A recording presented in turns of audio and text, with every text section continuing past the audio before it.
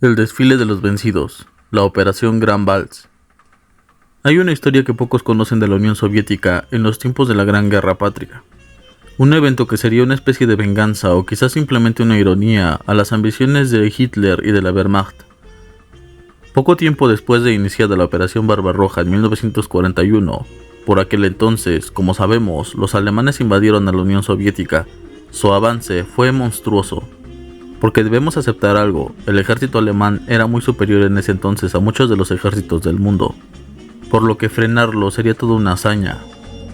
Los primeros meses fue tomar ciudad tras ciudad, arrasando con lo que podían e internarse en aquel territorio cuya extensión parecía tragarse a todo aquel que se adentrara en él.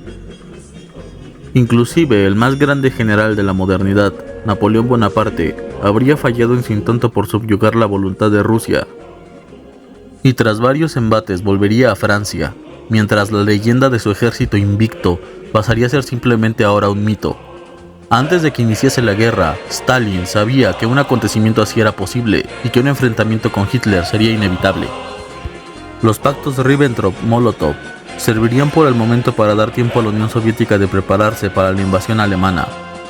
Después de la Guerra de Invierno en 1940, los alemanes verían una debilitada Rusia soviética, la cual era proclive, según ellos, a una invasión.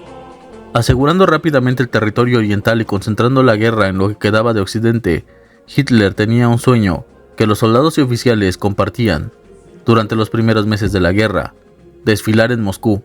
Una vez derrotada la Unión Soviética y su gran rival, Joseph Stalin, marcharían los ejércitos orgullosos de Alemania por la Plaza Roja.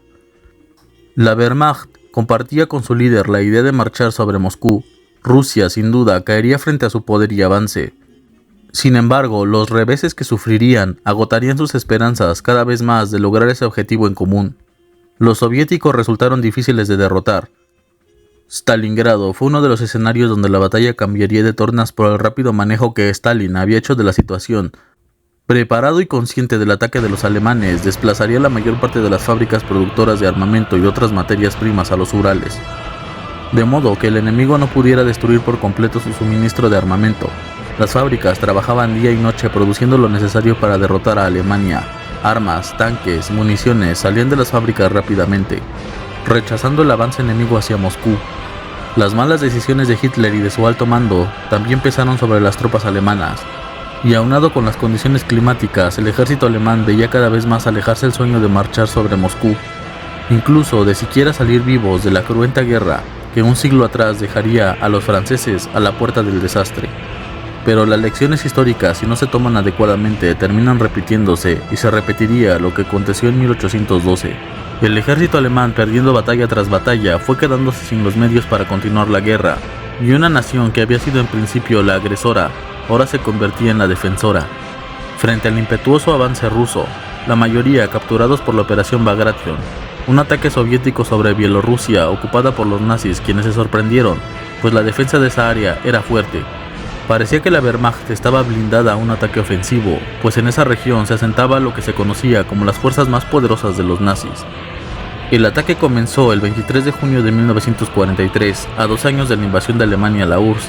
Desde el principio, la ofensiva fue un éxito, liberando las ciudades de Babruisk, Minsk y Vitebsk, liquidando la fuerza de combate más operativa de los nazis, la Fuerza del Centro.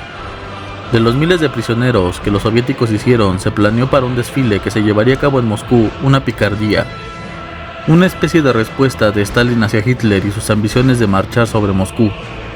La operación se dejaría a cargo de la NVDK, llamándola la Operación Vals, en donde en lugar de marchar los ejércitos victoriosos sería la marcha de los vencidos, o la marcha de la vergüenza. De los campos en donde se agrupaban los prisioneros alemanes, comenzaron a trasladar a los soldados que estuvieron en condiciones de caminar hacia Moscú, para su tan añorada marcha sobre aquella ciudad, solo que en otras circunstancias que no eran las que esperaban ni Hitler ni sus soldados. Una demostración de fuerza frente al invasor, de coraje para los soldados soviéticos y su población civil, de que derrotar a Hitler y a su ejército era posible, además de ser también una demostración a los aliados que dudaban de la ofensiva soviética y de su éxito frente a la invasión alemana.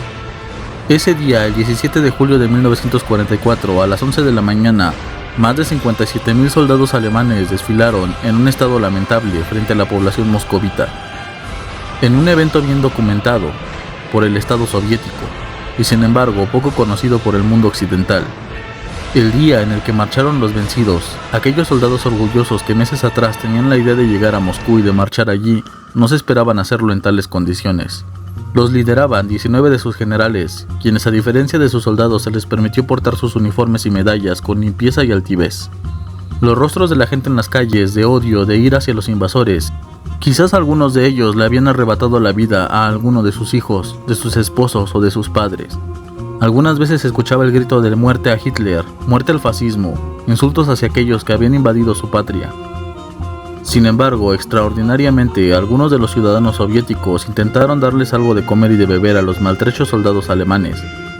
Hubo muy pocos ataques hacia ellos, cosa que les sorprendió, pues esperaban venganza por parte de los soviéticos, quienes a pesar de todo se comportaron a la altura del gran pueblo que era. Mientras los alemanes también variaban en sus reacciones, algunos con la mirada abajo, sin voltear a ver a sus agresores, otros orgullosos con la frente en alto y otros simplemente miraban con curiosidad. El evento se prolongó hasta aproximadamente las 7 de la noche, hora en donde el último contingente terminaba de desfilar, mientras subían a los soldados a trenes de ganado con destino a los gulags en Siberia. Los oficiales, sin embargo, permanecerían en Moscú porque serían importantes o de utilidad para el gobierno soviético. Solo serían ejecutados 2 de ellos por actos atroces durante la guerra.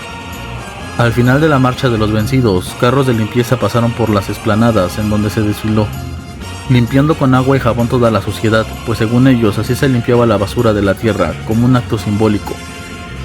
Las reacciones alrededor del mundo fueron diversas. Algunos felicitaban al gobierno soviético por esta demostración, otros quizás más indignados por la humillación hacia los soldados derrotados y rendidos. Pero sin dudas fue uno de los momentos más importantes de la guerra, el día en el que 57.600 miembros de la Wehrmacht marcharon sobre Moscú, solo que siendo los derrotados, no los victoriosos. Si el video te gustó, por favor ya sabes qué hacer. Dale like y compártelo. ¿Sabías de este acontecimiento de la historia en la Segunda Guerra Mundial? ¿Cuáles son tus impresiones? Abajo en la caja de comentarios podrás dejarme tu opinión. Sin más por el momento, me despido. Hasta la próxima.